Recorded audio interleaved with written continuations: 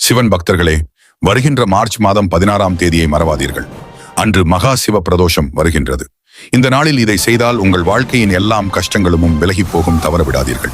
நீங்கள் சிவன் பக்தர் என்றால் லைக் செய்து நம்ம வேல் மீடியா சேனலை சப்ஸ்கிரைப் செய்யுங்கள். 3 சுற்று ரகசியம். சிவன் கோவிலில் சுற்றி வருவது மிகவும் பழமையான வழிபாடு. இது சிவ வழிபாட்டில் முக்கியமானதாக கருதப்படுகிறது. ஏன் 3 சுற்று வர வேண்டும்? புராணங்களில் கூறப்படுவது: 1. உடலின் பாவங்கள் மற்றும் துன்பங்கள் நீங்க வேண்டும் என்று வேண்டுதல்.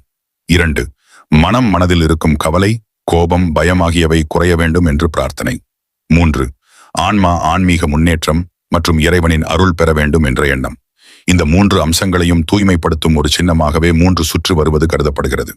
நாம் இறைவனை நம் வாழ்க்கையின் மையமாக வைத்துக் கொண்டு சுற்றுகிறோம்.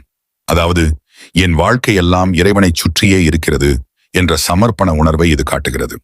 பக்தர்களின் நம்பிக்கைப்படி 3 சுற்று வருவது வாழ்க்கையில் உள்ள தடைகள் குறைய, மனதில் அமைதி வர, பாவங்கள் குறைய, நல்ல நிகழ்வுகள் நடக்க உதவும் என்று கூறப்படுகிறது. இது போன்ற ஆன்மீக ரகசியங்களையும் என் அருளின் அர்த்தங்களையும் அறிய விரும்பினால் நம்ம வெல் மீடியா சேனலை சப்ஸ்கிரைப் செய்ய மறந்திடாதே. உன் வாழ்க்கையில் என் அருள் என்றும் இருக்கும்.